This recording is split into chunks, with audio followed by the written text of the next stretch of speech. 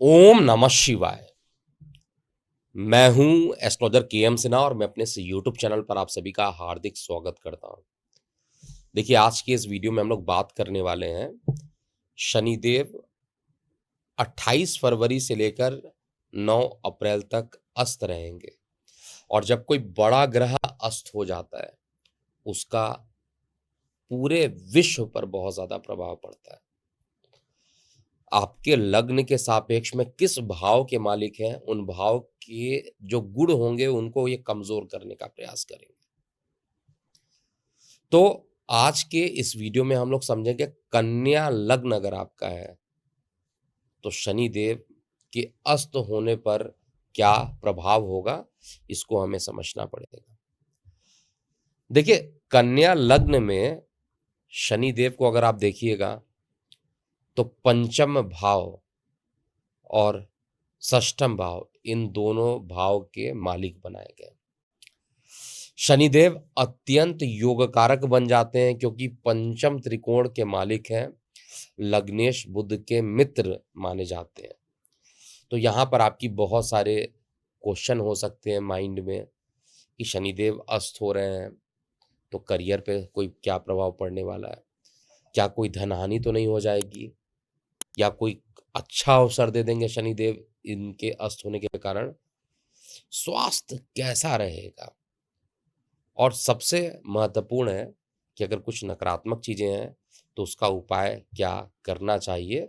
ये सभी चीज़ों के लिए आपके माइंड में प्रश्न भी होगा। तो वीडियो को अंत तक ज़रूर देखिएगा और चैनल को सब्सक्राइब कीजिएगा जिससे कोई भी वीडियो बनाऊं सबसे पहले नोटिफिकेशन आप तक पहुंच सके। तो शनिदेव, मैंने ऑलरेडी बताया कि दो घर मिले हुए हैं, एक पंचम त्रिकोण और एक षष्ठम त्रिकोण पंचम त्रिकोण और एक षष्ठम भाव के। तो कन्या लग्न वाले जातकों के लिए आपकी कुंडली में शनि की स्थिति अलग अलग हो सकती है, आपकी दशा अंतरदशा अलग हो सकती है, लेकिन छठवां भाव जो है उसमें, यानी जहां पर कुंभ राशि है छठवें भाव में, वहां पर ये अस्त हो रहे हैं।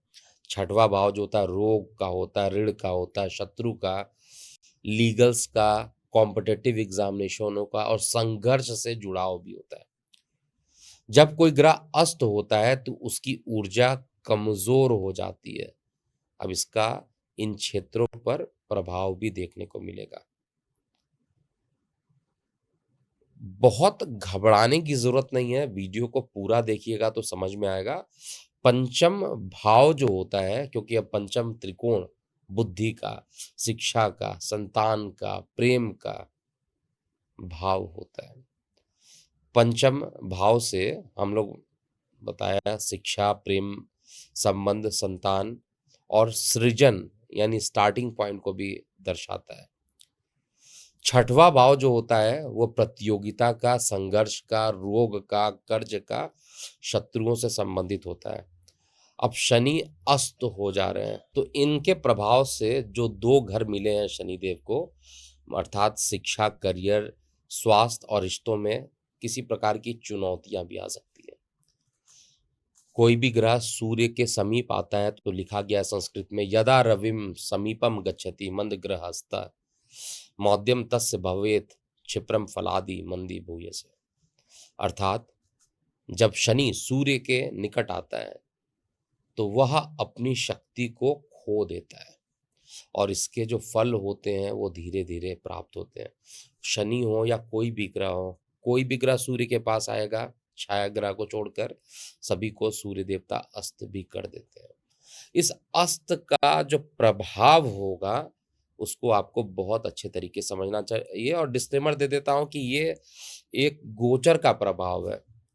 आपकी कुंडली में शनि कहाँ पर प्लेस्ड है, आपका षष्ठेश कहाँ पर है, षष्ठेश पर किस ग्रह की दृष्टि पड़ रही है, पंचमेश कहाँ है, पंचमेश पर किस ग्रह की दृष्टि पड़ रही है, काफी चीजों को देखना होता है। तो पंचम भाव का जो स्वामी है वो अस्त हो रहा है तो इस समय शिक्षा में रुकावट या ध्यान आपका भटक सकता है। प्रतियोगी परीक्षाओं में किसी प्रकार की बाधा आ सकती है। शेयर बाजार, सट्टा या किसी भी प्रकार के शॉर्ट टर्म इन्वेस्टमेंट में आपको नुकसान हो सकता है। क्रिएटिव फील्ड या मीडिया से जो लोग जुड़ाव है, उनको थोड़ा संघर्ष महसूस होता हुआ दिखाई देगा। संस्कृत का श्लोक है, शिक्षा और करियर पर शनि का क्या प्रभाव रहता है, उसमें साफ लिखा हुआ है, शन्यस्ते पंचमे भावे विद्याम बाधम जायते, मेहनतेन साधनम कुर्यात तथा सिद्धिर भविष्यति। अर्थात पंचम भाव का जो स्वामी है, जब अस्त होता है तो शिक्षा में बाधा आ जाती है, लेकिन मेहनत से सफलता संभव हो जाती है। इसलिए आपको मेहनत करना होगा, धैर्य रखना पड़ेगा। स्वास्थ्य और शत्रुओं पर भी इसका पूरा प्रभाव होगा, क्योंकि छठवें भाव में ही जाकर ये अस्त हो जा रहे हैं। तो पुराने जो रोग होंगे और शारीरिक कमजोरी, ये हो सकती है इस ड्यूरेशन में। पुराने जो रोग दब गए थे, अकस्मात एक बार फिर उभर सकते हैं। बेहद ध्यान रखिएगा अपना। शत्रु या प्रतिस्पर्धा जो होगी, इस समय आप देखिएगा कुछ ज़्यादा ही बढ़ जा रही है और मुकदमेबाजी का योग भी बन सकता है। कर्ज लेने से इस समय बचना चाहिए, क्योंकि इसको चुकाने में बहुत सारी परेशानियां भी उत्पन्न हो सकती है। संस्कृत का श्लोक भी है, स्वास्थ्य पर शनि का क्या प्रभाव रहता है, क्योंकि स्वास्थ्य और संघर्ष दोनों होने वाला है।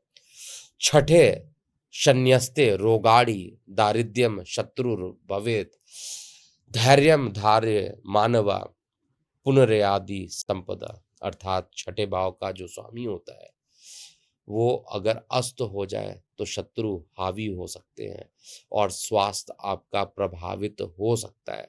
लेकिन धैर्य और प्रयास अगर आप करते हैं तो उससे सफलता आपको ज़रूर पुनः प्राप्त हो सकती है।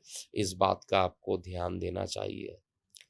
प्रेम और संतान पर भी इसका प्रभाव आपको देखने को मिलेगा। प्रेम संबंधों में तनाव उत्पन्न हो सकते हैं और कहा जाए गलतफ़हमियाँ उत्पन्न हो सकती हैं। संतान से जुड़ी चिंताएँ जो हैं आपकी बढ़ सकती हैं। विवाह योग्य लोगों के लिए शादी में भी थोड़ा विलंब यहाँ पर हो सकता है। पार्टनर्स के साथ गंभीरता से बातचीत आपको करना चाहिए, नहीं तो कुछ विवाद हो सकते हैं। मतभेद को बढ़ने नहीं देना चाहिए, बैठकर बात करने से सॉल्व हो जाएगा। विवाह और प्रेम संबंधों पर भी संस्कृत में श्लोक लिखा गया है, पंचमे शनिनाम मौद्य प्रेम विघ्नम समागते, शांति हेतु गुरु वंद्य सौख्यम संतान लाभत। अब इसका मतलब क्या है उसको भी आप समझिएगा। जब पंचम भाव में शनिदेव अस्त होते हैं तो प्रेम संबंधों में बाधा आती है, लेकिन गुरु का आशीर्वाद लेने से समस्याएं हल हो जाती हैं। यही आपके लिए सबसे बड़ा रेमेडी है कि कोई भी परेशानी हो, कन्या लग्न के हैं, गुरु से परामर्श कीजिए, समस्या का समाधान आपको मिलेगा। और कुछ कॉमन उपाय भी करना पड़ेगा, क्योंकि पंचम त्रिकोण के मालिक अगर अस्त हो जा रहे हैं तो उससे बचने के लिए एक तो शनिदेव का जो बीज मंत्र है उसको करना चाहिए, ओम प्रांग प्रिंग प्रोंग शा शनिश्चराय नमः।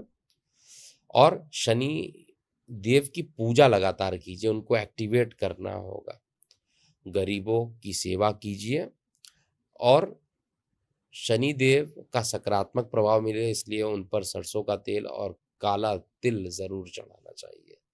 ऐसा अगर आप काम करते हैं तो आपके जो नकारात्मक प्रभाव है वो खत्म हो जाएंगे। और सबसे महत्वपूर्ण, पंचम त्रिकोण यानी संतान, प्रेम प्रसंग, इन सभी चीज़ों से रिलेटेड अगर कोई परेशानी आती है तो आप गुरु से, जिनको भी आप गुरु मानते हैं, उनसे आपको एक परामर्श जरूर कर लेना चाहिए। क्योंकि संस्कृत के ही श्लोक लिखे हुए हैं कि क्या करने से शनिदेव सही, मतलब अच्छे प्रभाव देते हैं। तो शनि का उपाय क्या लिखा हुआ है, शनिवारे प्रदत्तम दानम सर्व पाप विनाश्यते, हनुमत सेवम कुर्यात दुखम तक्ष क्षणाप। अर्थात शनिवार को दान करने से हर प्रकार के जो पाप होते हैं वो नष्ट हो जाते हैं और हनुमान जी की सेवा करने से सभी दुख दूर हो जाते हैं।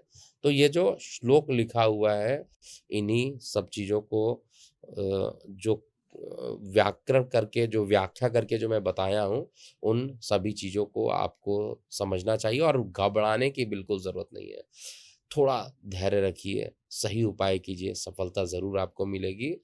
और अगर आपको ये जानकारी अच्छी लगती है, तो वीडियो को आपको लाइक करना चाहिए और शेयर कीजिए और चैनल को सब्सक्राइब ज़रूर कर लीजिएगा। आपके कमेंट सेक्शन में कमेंट का भी इंतज़ार करूँगा, कुछ प्रश्न है तो आप पूछ सकते हैं कमेंट सेक्शन में, मैं उसका पर्सनल रिप्लाई करने की कोशिश करूँगा। तो अभी के लिए इतना ही, मैं हूँ एस्ट्रोलॉजर के एम सिन्हा, ओम नमः शिवाय।